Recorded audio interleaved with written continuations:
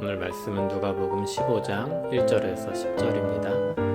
키워드는 하나님께서 찾으시는 죄인들, 자격 없는 사람들, 하나님과 천국의 기쁨입니다. 모든 세리와 죄인들이 말씀을 들으러 가까이 나아오니 바리새인과 서기관들이 수군거려 이르되 이 사람이 죄인을 영접하고 음식을 같이 먹는다 하더라. 예수께서 그들에게 이 비유로 이르시되 너희 중에 어떤 사람이 양 100마리가 있는데 그 중에 하나를 잃으면 99마리를 들에 두고 그 잃은 것을 찾아내기까지 찾아다니지 아니하겠느냐. 또 찾아낸즉 즐거워 어깨에 메고 집에 와서 그 벗과 이웃을 불러 모으고 말하되 나와 함께 즐기자. 나의 잃은 양을 찾아내었노라 하리라. 내가 너희에게 이르노니 이와 같이 죄인 한 사람이 회개하면 하늘에서는 회개할 것 없는 의인 99으로 말미암아 기뻐하는 것보다 더하리라. 어떤 여자가 10드라크마가 있는데 하나를 잃으면 등불을 켜고 집을 쓸며 찾아내기까지 부지런히 찾지 아니하겠느냐. 또 찾아낸즉 벗과 이웃을 불러 모으고 말하되 나와 함께 즐기자. 잃은 드라크마를 찾아내었노라 하리라. 내가 너희에게 이르노니 이와 같이 죄인 한 사람이 회개하면 하나님의 사자들 앞에 기쁨이 되느니라. 아멘. 예수님께서 가르치신 복음을 듣고 찾아온 사람들이 많았습니다. 그들 중에는 유대인들이 싫어하던 부류였던 세리와 죄인들이 있었습니다. 죄인들에게 부정한 사람들로 여겨졌던 대표적인 부류였습니다. 바리새인과 서기관들은 그들이 예수님께 가까이 나아가서 가르침을 듣는 것을 보고서 언짢아 했습니다. 이 사람이 죄인을 영접하고 음식을 같이 먹는다 하였습니다. 예수님은 두 가지 비유를 들어서 그들에게 말씀하십니다. 첫째, 잃어버린 양을 찾는 목자의 비유입니다. 양 100마리가 있는 사람이 양을 하나 잃어버렸습니다. 그래서 잃어버린 양을 찾기 위해 온 들로 다녔습니다. 그리고 찾아서 즐거워 어깨 메고 돌아와서 사람들을 불러 모아 잔치를 했습니다. 예수님의 이 비유에 해석을 덧붙이십니다. 잃어버린 양은 죄인입니다. 하나님께서 그를 찾으셨고 그들이 돌아왔으니 그 일은 하늘의 큰 기쁨입니다. 둘째, 잃어버린 드라크마를 찾는 여인의 비유입니다. 한 여자가 10드라크마 중에 하나를 잃어버렸습니다. 등불을 켜고 바닥을 쓸며 그것을 찾았습니다. 그리고 그것을 찾았을 때 기뻐하며 사람들을 불러 모아 잔치를 벌였습니다.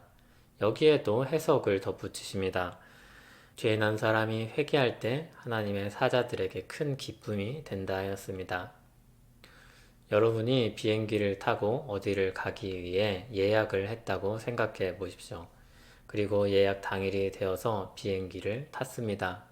그런데 비행기를 타서 사람들과 이야기하다 보니 자신들보다 적게 돈을 지불한 사람이 같은 자리에 앉아 있습니다.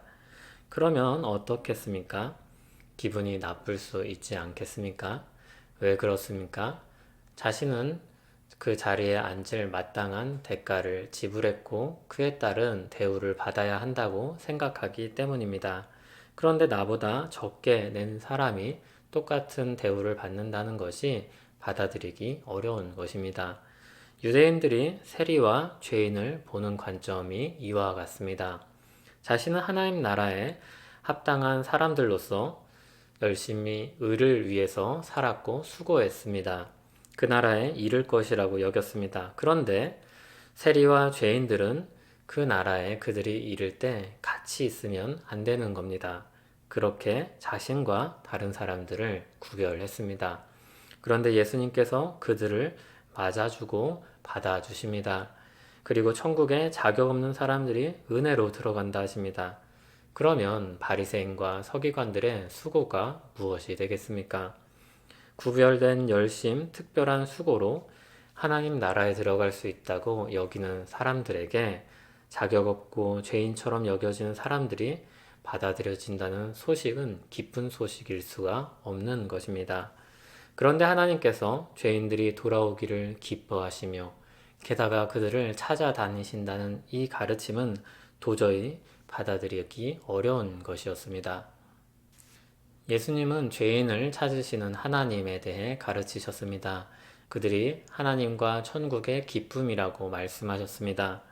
구별과 차이를 통해서 자신을 높이기를 좋아하는 사람들에게 이와 같은 가르침은 너무나도 부당한 것입니다. 이들에겐 은혜가 끼어들 여지가 없습니다. 은혜가 가지고 있는 특성이 무엇입니까? 자격 없는 자에게 주는 자가 호의로 주는 것입니다. 은혜가 가진 특성 자체가 받는 사람의 자격을 따지지 않습니다.